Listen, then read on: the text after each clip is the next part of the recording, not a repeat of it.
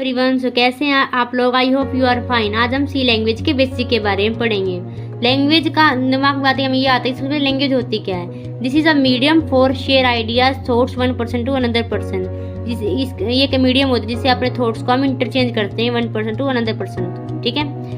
जो सबसे पहले मशीन लैंग्वेज बनी थी 1945 में बनी थी। जो कंप्यूटर के बच्चे हैं उनको ये पता होना चाहिए, जो कंप्यूटर पढ़ रहे हैं बेसिक नॉलेज के। लेकिन मशीन हमारी लैंग्वेज पहली मशीन लैंग्वेज कब बनी थी 1945 में। अब जो लैंग्वेज को चेंज करने के लिए ट्रांसलेटर की जरूरत होती है, क्योंकि जो हमारा कंप्यूटर होता है वो ओनली बाइनरी लैंग्वेज का समझ पाता है, 0 और 1 की। ठीक है, तो उसके लिए हमें ट्रांसलेटर की जरूरत होती है। First is compiler. जो ट्रांसलेटर होता है 3 टाइप्स का होता है, कंपाइलर, इंटरप्रेटर, असेंबलर।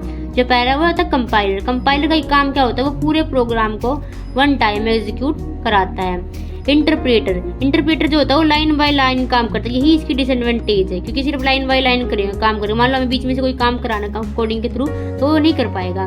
जो असेंबलर होता है वो सिर्फ असेंबली लैंग्वेज के लिए यूज किया जाता है। जैसे हम सी लैंग्वेज पढ़ रहे हैं तो हम उसमें असेंबलर का यूज नहीं कर सकते। ठीक है। अब सी के बारे में कुछ बेसिक बातें। In 1972 C developed by Dennis Ritchie AT&T Bell laboratory में। 1972 में सी लैंग्वेज को डेवलप किया गया था डेनिस रिची के द्वारा एटीएन बेल लैब में। ठीक है।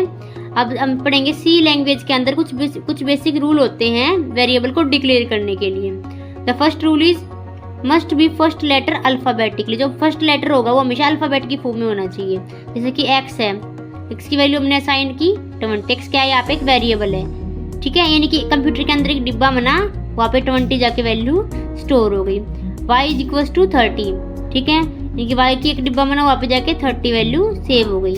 ऐसे हम डिक्लेयर कर सकते हैं, ये डिक्लेरेशन हमारी राइट है। जैसे कि अब x के आगे हमने कोई नंबर लगा दिया x1, ये डिक्लेरेशन भी राइट है। बट यदि हम वेरिएबल से पहले कोई नंबर यूज करते तो ये डिक्लेरेशन हमारी रॉन्ग हो जाती है। ठीक है, कंप्यूटर सीधा एरर दिखा देगा कि ये डिक्लेरेशन हमारी रॉन्ग है। अब हम बताते हैं तो वेरिएबल होता क्या है।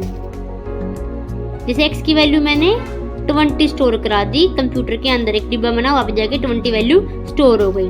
ठीक है, लेकिन देखो इसमें सिंगल इक्वल है ना। सिंगल इक्वल का मतलब क्या होगा, जो x के अंदर वैल्यू स्टोर हुई है ना हमारी डिब्बे के अंदर, इसको हम चेंज कर सकते हैं बाद में। ठीक है, चेंज कर सकते हैं। लेकिन यदि मैं ऐसे लिख दूँ x इक्वल टू 20, अब जो है ये वैल्यू 20 जाके स्टोर तो हो गई, लेकिन इसको हम बाद में चेंज नहीं कर सकते।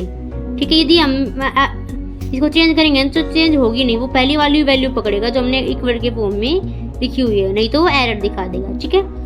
अब second rule is dot space hyphen are not allowed. जो सी लैंग्वेज के अंदर वेरिएबल को डिक्लेयर करते हैं तो ना तो हम डॉट का यूज करते हैं, ना स्पेस का, ना हाइफन का, क्योंकि कंप्यूटर इन चीज़ों को अलो नहीं करता। ठीक है। Third is underscore are allowed. Computer के अंदर वेरिएबल डिक्लेयर करने के लिए हम अंडरस्कोर का यूज कर सकते हैं।